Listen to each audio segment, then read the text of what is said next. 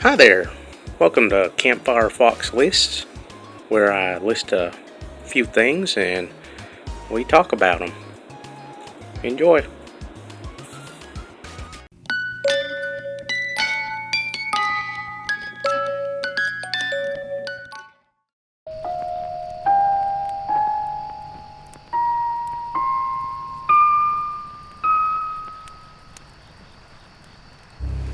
Well, that's a really creepy intro and a weird title that sounds like something from Psycho, Watch with Mother. It's The Wooden Tops. It's a kids' TV show that started in 1955 on the BBC and ran until 1957, but it was on repeat until like 1973. The story is about a middle-class family living on a farm. And the aim of the program was to teach kids, well, preschool kids anyways, about family life. This is the story about the Wooden Tops. There was Mummy Wooden Top and the baby, and Daddy Wooden Top.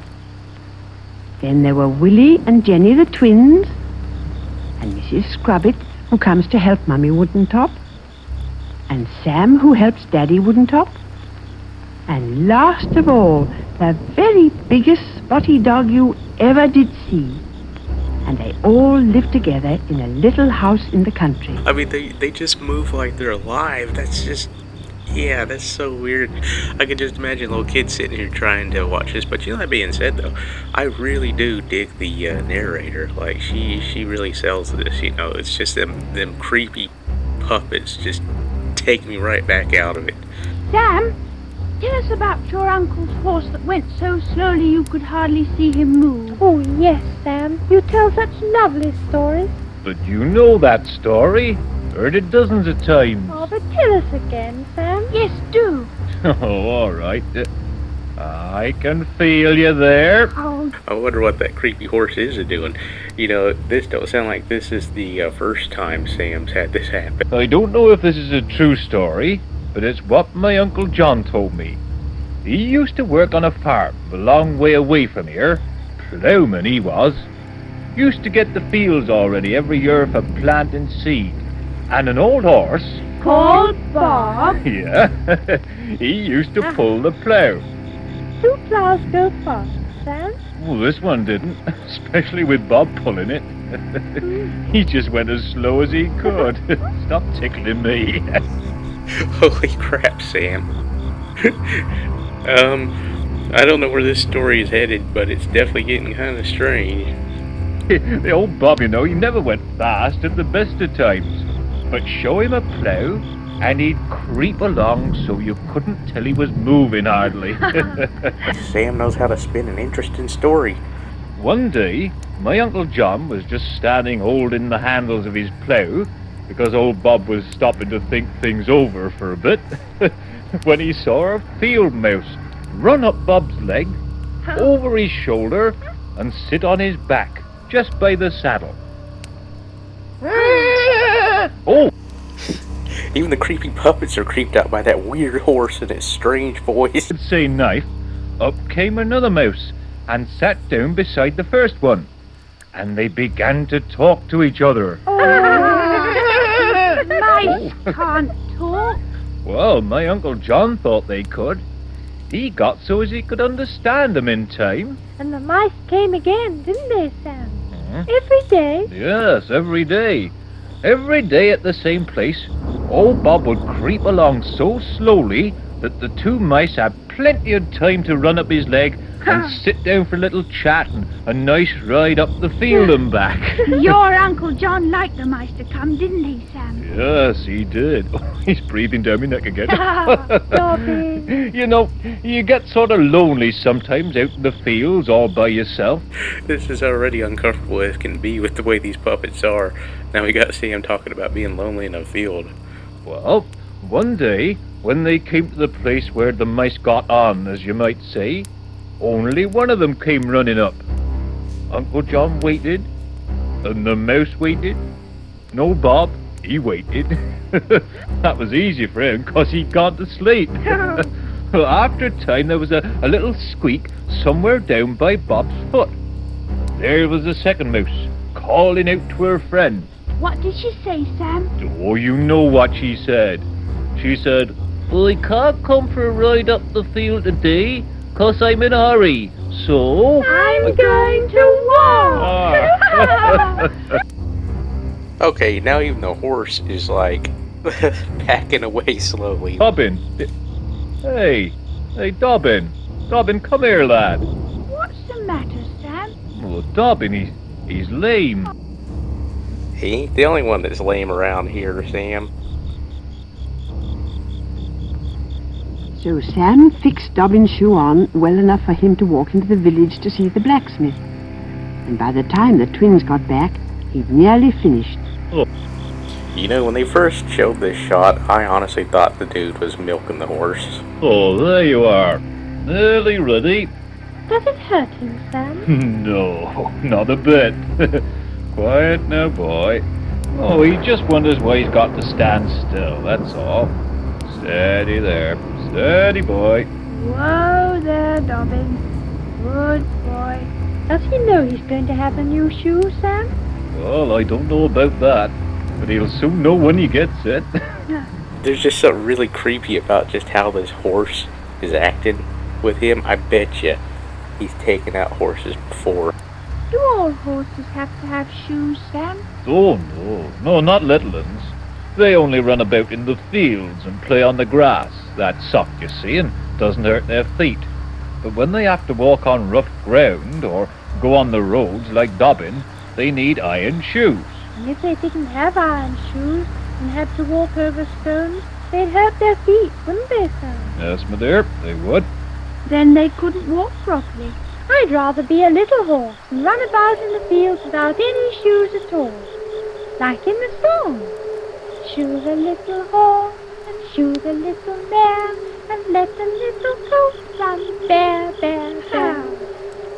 The look of sheer terror on Dobbin's face says it all, and he's stuck. He can't even run. They went to the blacksmith's, and they'd hardly got as far as the lane before Spotty Dog came rushing along.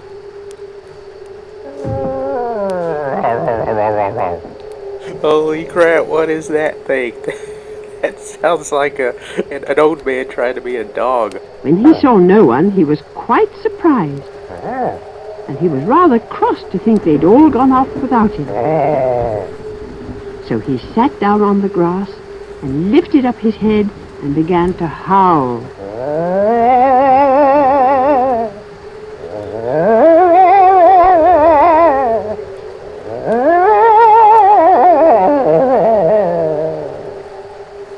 Well, and I can see why they left his ass at home, because that dog is creepy. He went on howling until suddenly he saw Mummy Woodentop putting Baby down on the grass. And he came running up to her. And she said, Spotty, whatever's the matter?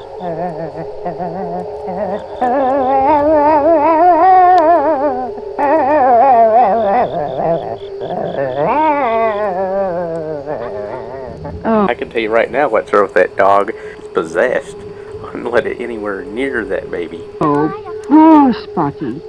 Did they go off and leave you? Never mind. You stay here and look after Baby for me. There you are. Now, don't let him crawl away, Spotty. I shan't be long. Be a good boy. So Mummy Woodentop went away again, and Baby Woodentop began to shuffle after Spotty. I guess it was common in the 50s for moms to leave babies with dogs. And then Spotty pretended to hide and went behind the box.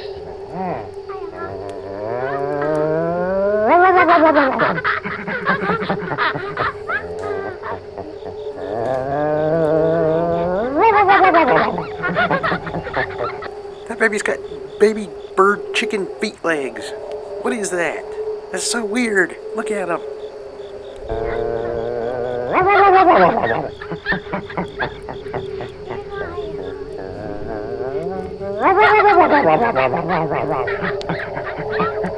He was really playing peep-bo with the baby, but he had to bark because he couldn't say peep-bo.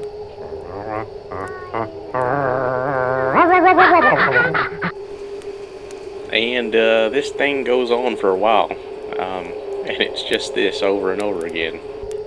Mummy Woodentop had come out to see what all the noise was about. And when she saw how happy they were, she went away. She can't even watch her own kid. That's just crazy. She's just walking off again. Was a poor dog and they left him alone. They didn't so much as leave him a bone. Poor Spotty Dog, poor Spotty Dog. They all went away and left him alone.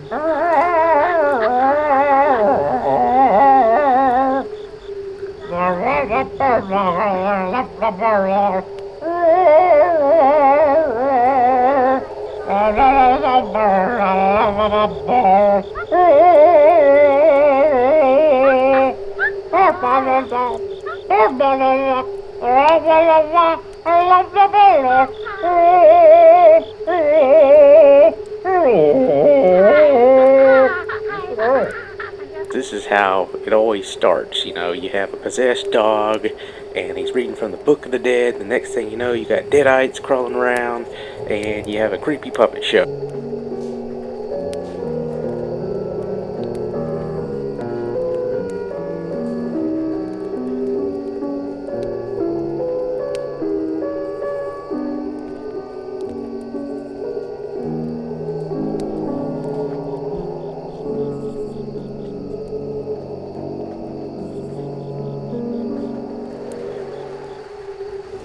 Well, that was the Woodentops.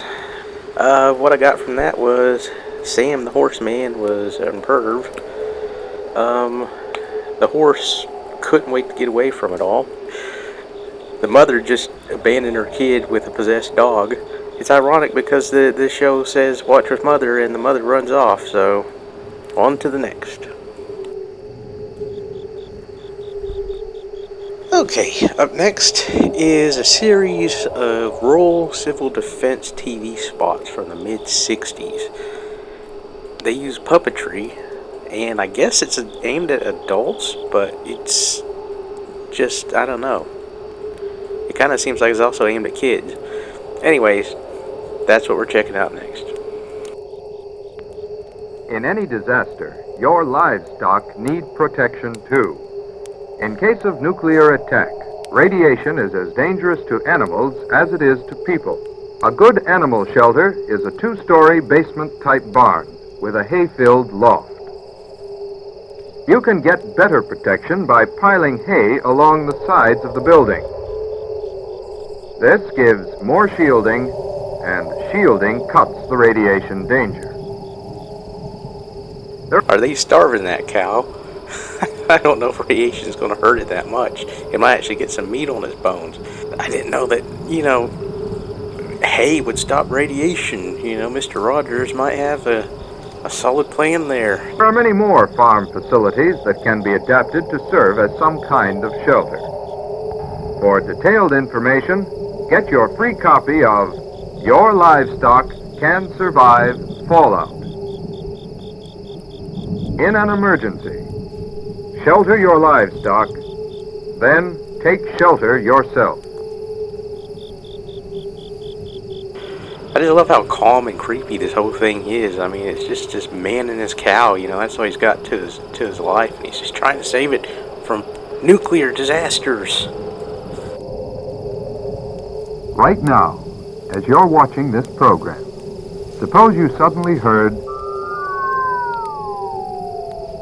If you suddenly hear that, you might be in Silent Hill, James. the wail of the alert. Would you know what to do? First, keep calm. Panic simply wastes valuable time. Gather all canned goods, blankets, and extra clothing. Don't forget a flashlight, a can opener, portable radio, and extra batteries. Fill all available bottles with water. Take everything to the shelter. If no shelter is available, go to a basement corner without windows. Stay inside your shelter until you're told it's safe to leave. You could have made things easier for yourself by preparing all these things before the emergency occurred. That puppet's a little bit too calm.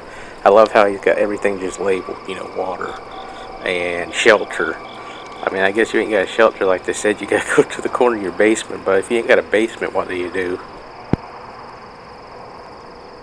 Suppose you don't have a fallout shelter, and you have several hours warning after the attack, but before the radioactive fallout reaches your area.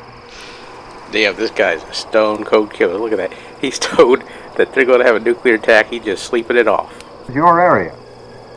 What can you do? You head for a corner of your basement, away from doors and windows.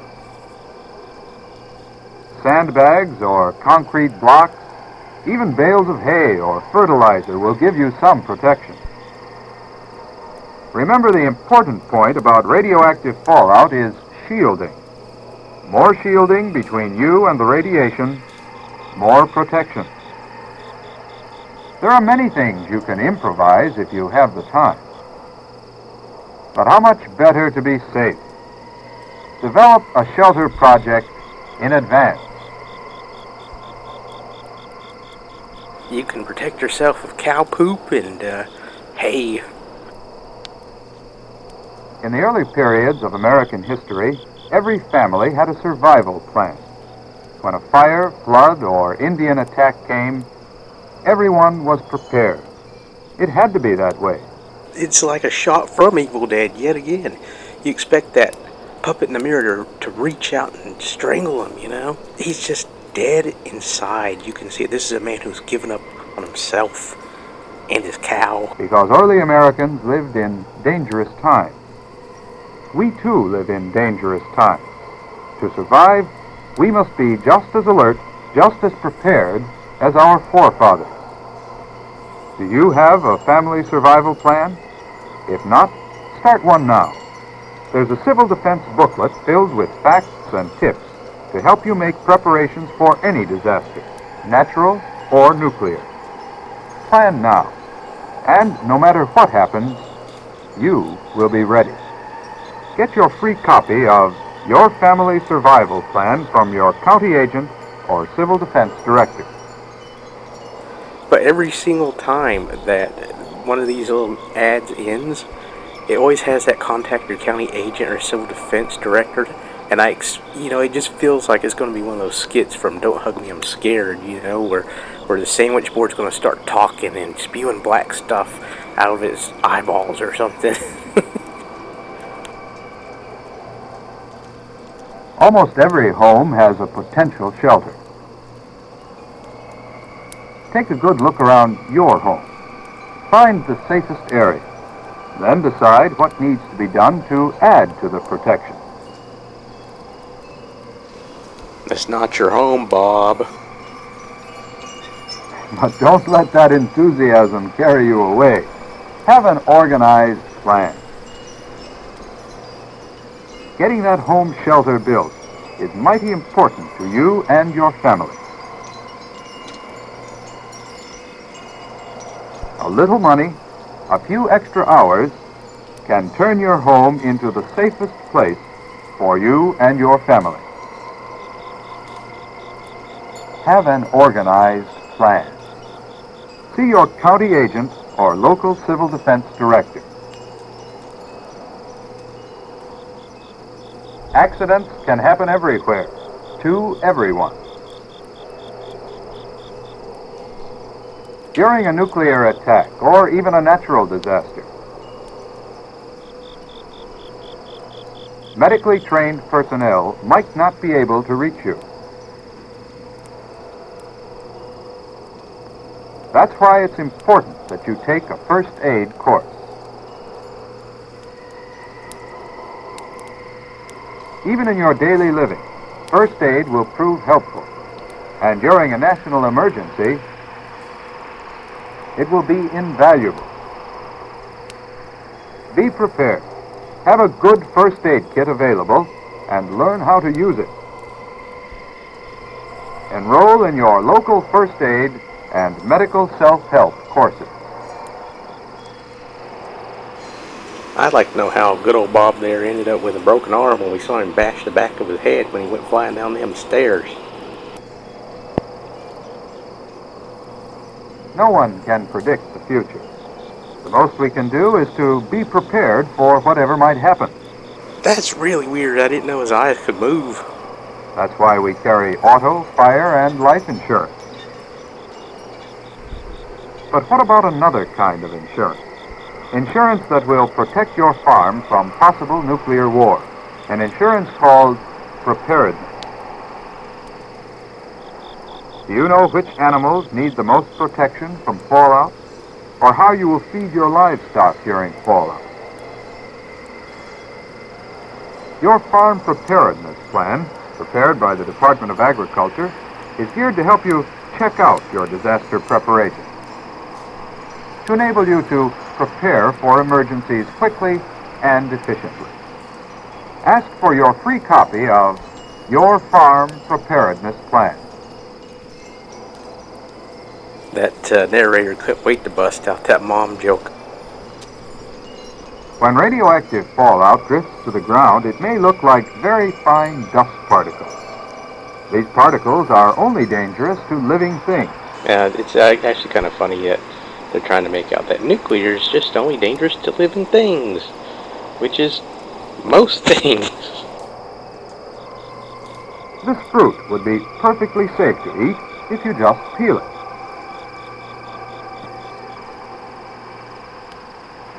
In disposing of the peelings, remember that they may still contain radioactive material.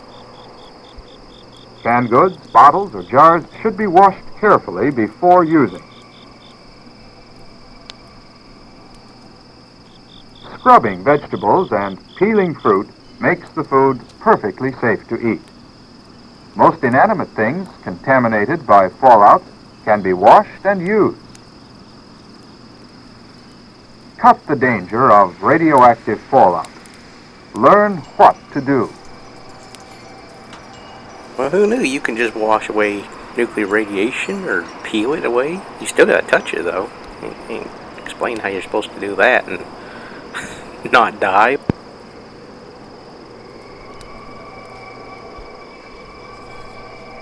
During any disaster, natural or nuclear, you may be forced to survive for a few weeks with the supplies you have on hand. Okay, what was with the weirdly realistic looking squirrel in the very beginning there, and that strange cut, and now the guy's out of food? Is he gonna eat a squirrel? Will you be prepared?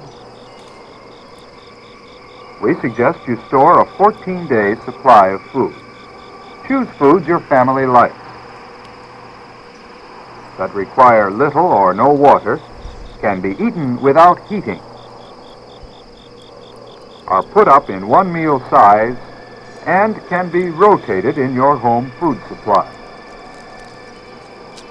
Remember, a strong defense begins with a prepared family and ends with a protected nation. Be prepared. Store your emergency food supply today. That's so weird. You always hear about this guy having a family, or you see a whole bunch of food for a family, but you never see his family. It makes you wonder if he even had one to begin with, or if they're imaginary, or if he ate them, or something weird like that.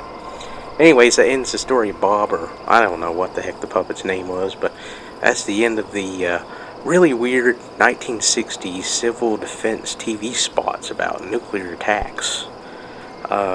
Definitely really creepy in their own kind of calm sort of way about approaching this really, really scary situation. Anyways, on to the next.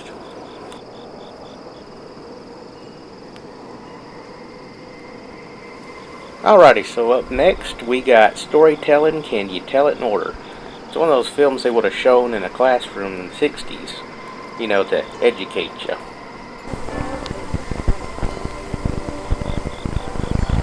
This is the story of a game. It's fun to play. And we're going to show you how to play the game. Peekaboo. Well, who doesn't dream of playing a fun game of peekaboo with a creepy-ass clown?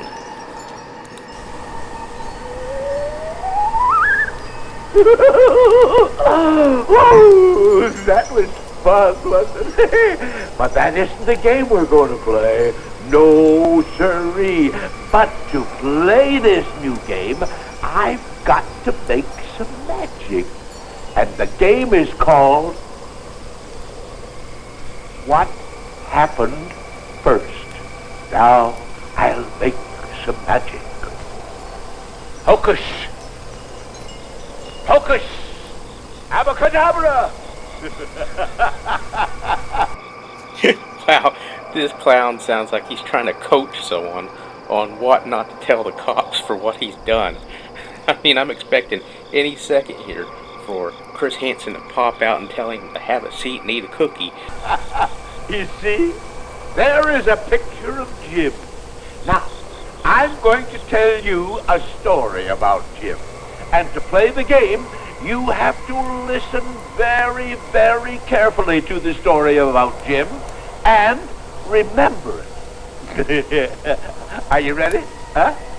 All right.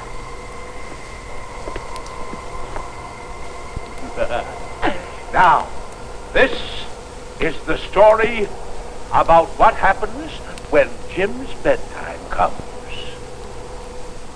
This is a story of how a clown gets 25 to life. When his bedtime comes, Jim first takes off his clothes and then puts on his pajamas. Then, when his pajamas are on, he says his prayers and gets into bed.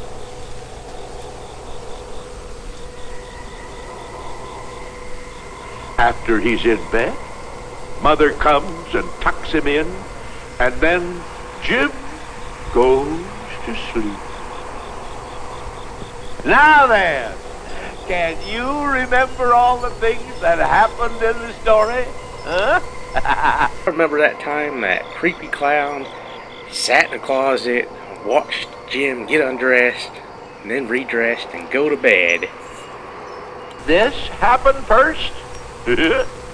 Or did this happen first? Or did this happen first?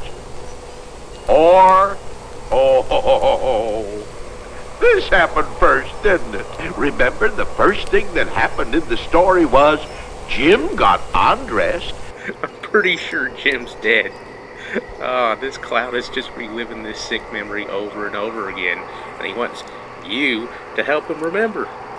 Hey, you can play the game What Happened First in many, many, many ways. Well, you can play it with a comic strip. Like this. First you take the comic strip like that, you see. Then you take the scissors like this, and you cut the comic strip out. Like this, see?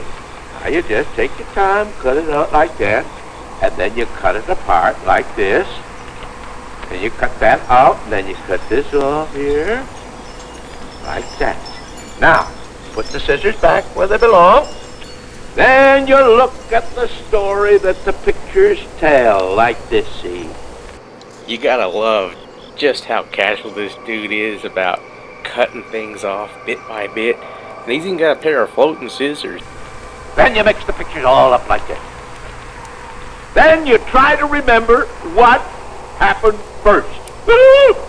That's just another way to play the game. Or you can play the game by telling about things that you did. Say, could you tell about a birthday party that you went to? Huh?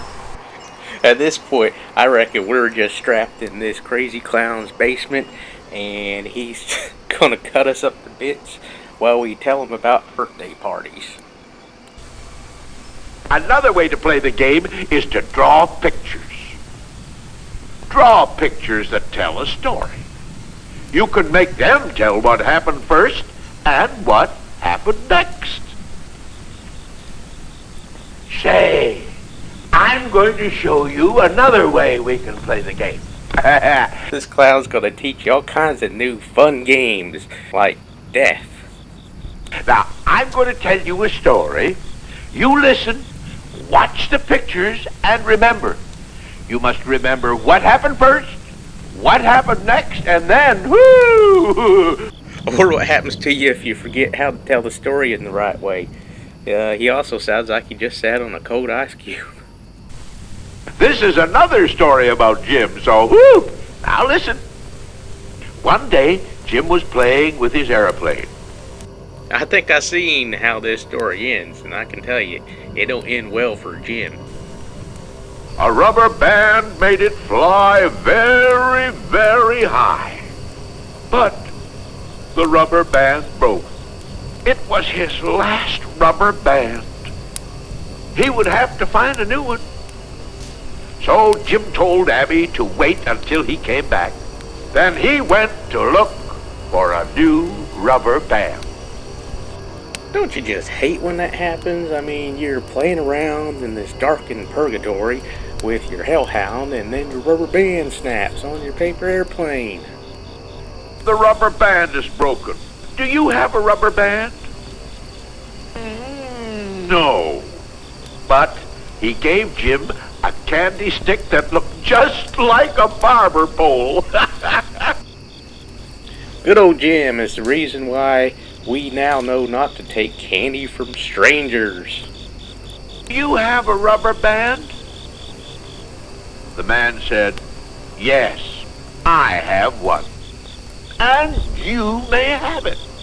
Jim said, ooh, thank you. Plot twist. They're all dead. The clown killed them. They're stuck here forever. Jim said, now I have a candy stick like a barber pole. Now I have stripes on the wings of my airplane.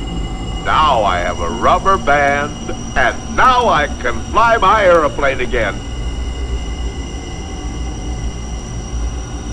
Jim walked into the street and got ran over by an ice cream truck that was driven by the clown.